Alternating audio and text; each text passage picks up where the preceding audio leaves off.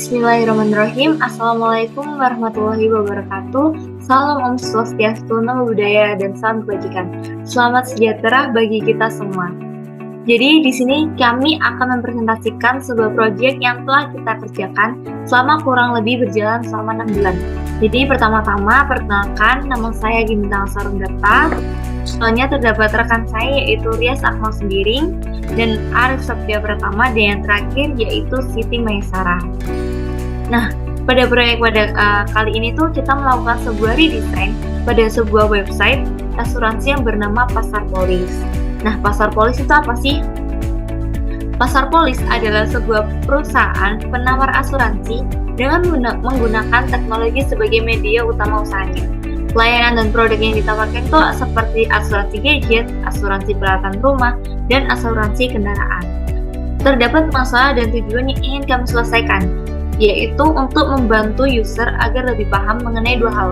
Yang pertama, mengenai pembeda layanan dan produk Pasar Polis dengan platform lainnya, dan yang kedua yaitu membantu user agar bisa menghubungi perusahaan kami jika ingin mengetahui lebih lanjut mengenai produk dan layanan Pasar Polis. Jadi case study ini itu dibuat dalam rangka mengikuti program Skillful Kampus Merdeka UI UX desain pada batch ketiga pada tahun 2022. Selanjutnya akan dijelaskan oleh rekan saya yaitu Rias. Design thinking. Untuk menyelesaikan proyek ini, kami menggunakan pendekatan design thinking yang terdiri dari 5 step, yaitu empathize, define, ideate, prototype, dan testing. Next. Empathize merupakan tahap pertama ketika ingin membuat suatu desain atau proyek yang berguna untuk memahami kebutuhan dari user. Pada tahap empathize, kami menggunakan metode in-depth interview, dan kami melakukan wawancara dengan salah satu user yang bernama Kak Febri dengan umur 25 tahun. Next. Kami menanyakan beberapa hal terkait Pasar Polis, dan responden mengatakan bahwa kendala yang dirasakan yaitu fitur chat yang rumit, tidak bisa kembali ke halaman utama, error di halaman artikel, dan tampilan yang berbeda saat berganti bahasa. Selanjutnya akan dilanjutkan oleh rekan saya, Siti Maesara. Pada tahap desain ini, kami mengidentifikasi masalah atau pain point dengan mengumpulkan dan menganalisis hasil dari tahap empathize sebelumnya. Nah, terdapat beberapa masalah yang dirasakan oleh user. Jadi, tahap selanjutnya yaitu prioritizing pain point melalui voting dengan menggunakan kriteria penting dan urgent pada masalah. Hasil voting menunjukkan ada 4 masalah utama, yaitu tampilan Pasar Polis mitra, navigasi bar yang tidak konsisten, informasi polis yang kurang detail, dan proses mendaftar yang rumit. Dari permasalahan tersebut dilakukan homework yang merupakan proses brainstorming dengan membuat pertanyaan singkat. Selanjutnya, dari hasil homework ini pada tahap depan, kami menuliskan solusi-solusi yang dapat menyelesaikan permasalahan tersebut. Setelah mencari solusi-solusi dari beberapa masalah, kami memprioritaskan solusi utama yang akan kami implementasikan pada proyek ini. Untuk memprioritaskan solusi ini, kami melakukan voting dari solusi mana yang dinilai high value dan effortless. Dari hasil voting, kami menemukan 5 solusi yang dapat diterapkan, yaitu membuat alur pendaftaran yang mudah memasukkan data, merubah tampilan Pasar Polis mitra yang tidak konsisten, posisi dan informasi pada navbarnya konsisten, icon Pasar Polis yang dapat kembali ke halaman utama, dan memberi informasi jenis polis di halaman employee benefit. Selanjutnya akan dijelaskan oleh rekan saya, Rias. User flow adalah aliran pengguna bagaimana mereka menggunakan produk dari awal sampai mereka mencapai tujuan mereka. Alur yang saya buat ini adalah alur tentang bagaimana user mendaftar akun dan mengeksplor halaman website Pasar Polis. Selanjutnya dilanjuti oleh Gemintang.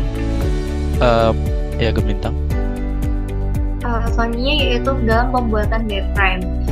Wireframe ini dengan low fidelity untuk memvisualisasikan sebuah tampilannya.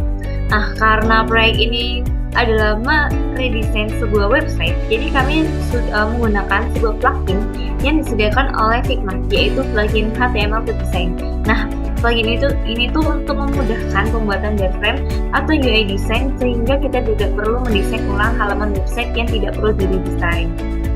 Nah, berikut ini adalah tampilan sebuah desain sistem. Jadi, desain sistem ini adalah sistem panduan bagi kami untuk membuat komponen desain dan memberikan konsistensi pada sebuah produk. Ya, jadi kami itu sudah mendapatkan beberapa desain sistem dari pasar polis, yaitu terdapat color, tipografi, dan logo yang dapat menjadi pedoman bagi kami. Selanjutnya yaitu ada UI design yang akan dijelaskan oleh teman saya yaitu Rias. Arif. Selanjutnya adalah UI design. Pada tahapan UI design inilah kami membuat desain high fidelity, di mana proses desain mengikuti desain sistem yang telah dikerjakan sebelumnya sehingga desain dapat dibuat dengan konsisten. Berikut adalah overall dari desain yang telah kami kerjakan. Selanjutnya prototype.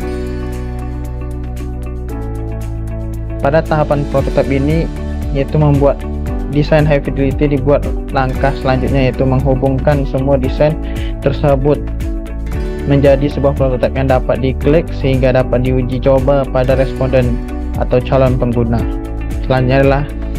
Selanjutnya adalah testing. Pada tahapan setelah melakukan prototyping, tahap prototyping, pada tahap selanjutnya itu adalah user research. Dengan menggunakan metode usability testing yang dilakukan dengan salah satu user yang bernama Kak Sahlan yang berusia 25 tahun. Hasil dari testing ini yaitu yang pertama button yang masih error, yang kedua informasi login yang belum sesuai, yang ketiga tidak ada perbedaan tampilan setelah user login, yang keempat memberi warna yang berbeda antara fitur chat dengan background website, yang kelima memperbaiki input field login halaman pada pasar polis mitra.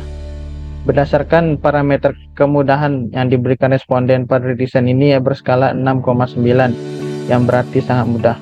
Selanjutnya akan dilanjutkan oleh Rias.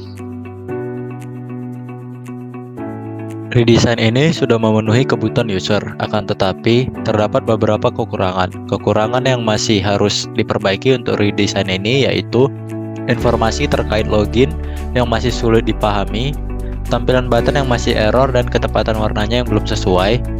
Tanggapan dari responden akan menjadi referensi bagi desainer dan perbaikan bagi desain di masa yang akan datang. Selanjutnya akan dilanjutkan oleh Gemintang. Baik, itu adalah hasil kerja kami sekelompok dalam pembuatan proyek pada kali ini. Jika ada salah kata mohon dimaafkan, dan jika kalian semua akan memberikan masukan kepada kami akan bersedia untuk menerimanya. Ini merupakan akhir dari video kali ini. Kami sekelompok pamit. Wassalamualaikum warahmatullahi wabarakatuh.